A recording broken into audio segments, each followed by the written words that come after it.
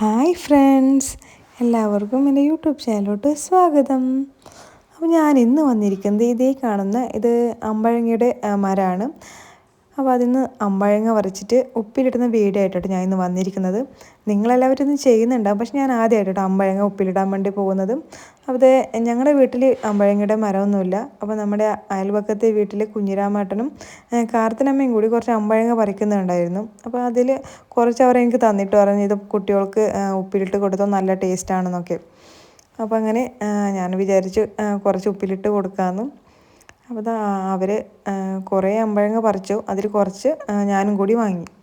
ഇതാ കണ്ടോ, ഓരോന്ന് മഴയൊക്കെ ആയതുകൊണ്ട് കുറേ എണ്ണം കൊഴിഞ്ഞു പോയി എന്നൊക്കെ അവർ പറയുന്നുണ്ടായിരുന്നു. കുറച്ച് ഓരോരോ സ്ഥലത്തേക്കും കുറച്ചേ ഉള്ളൂ കേട്ടോ. അപ്പോൾ അതും ഉള്ളതും കൂടി പോവാതിരിക്കാൻ വേണ്ടി കേട്ടോ ഇവരിപ്പം പറിക്കുന്നത്. അതാ ഫുൾ മഴ പെയ്ത് ഫുള്ളും ഗ്രീനറിയാണ്, പുല്ലൊക്കെ മുളച്ചിട്ടൊക്കെ ഇല്ലേ. ഞാൻ ജസ്റ്റ് ഇത് പറക്കുമ്പോൾ അതിൻ്റെ വീഡിയോ കൂടെ എടുത്ത കേട്ടോ.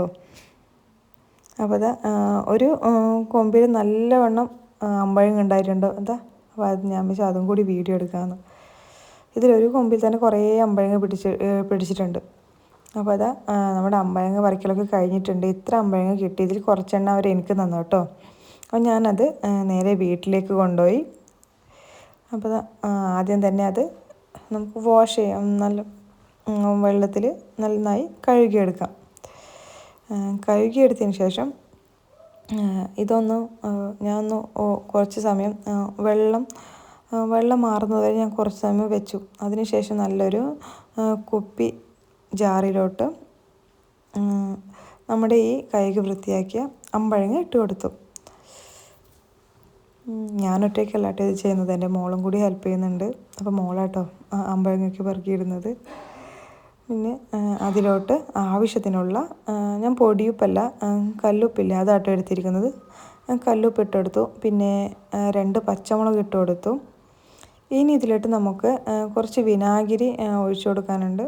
പുളിക്ക് വിനാഗിരി ഒഴിച്ചു കൊടുത്ത് പിന്നെ തിളച്ച് ആറിയ വെള്ളമാണ്, ചൂടുവെള്ളമാണ്, അത് തണിഞ്ഞ വെള്ളം ഇതിലോട്ട് ഒഴിച്ചു കൊടുക്കാം. അപ്പോൾ ഇത്രയേ ഉള്ളൂ പണി. ഈ വലിയ കാര്യമൊന്നുമല്ല, പക്ഷെ ഞാൻ ആദ്യമായിട്ടാണ് അമ്പഴങ്ങ ഉപ്പിലിട്ട് വെക്കുന്നത്. അപ്പം കാർത്തിരമ്മ പറഞ്ഞ് നല്ല ടേസ്റ്റ് ആയിരിക്കുമെന്ന്, അതുകൊണ്ട് മാത്രം കേട്ടോ ഞാൻ ചെയ്തത്. പിന്നെ എൻ്റെ മോൾക്കൊക്കെ ഉപ്പിലിട്ട സാധനമൊക്കെ ഭയങ്കര ഇഷ്ടമാണ്. അപ്പോൾ ഇത് നമുക്ക് 2 ദിവസം കഴിഞ്ഞിട്ട് തുറന്ന് നോക്കാം. അപ്പോൾ അതാ 2 ദിവസം കഴിഞ്ഞ് അമ്പഴങ്ങയിൽ നന്നായിട്ട് ഉപ്പും മുളകൊക്കെ പിടിച്ചെന്ന് തോന്നുന്നു. 2 ദിവസമായില്ലേ ഉപ്പിലിട്ട് വെച്ചിട്ട്. നമുക്കൊന്ന് തുറന്ന് നോക്കാം. അപ്പോൾ ആദ്യം തന്നെ മോളാട്ടോ എടുത്ത് കഴിക്കുന്നത്. മോളൊന്ന് എടുത്ത് കഴിച്ചു, അവൾക്ക് നന്നായി ഇഷ്ടപ്പെട്ടു.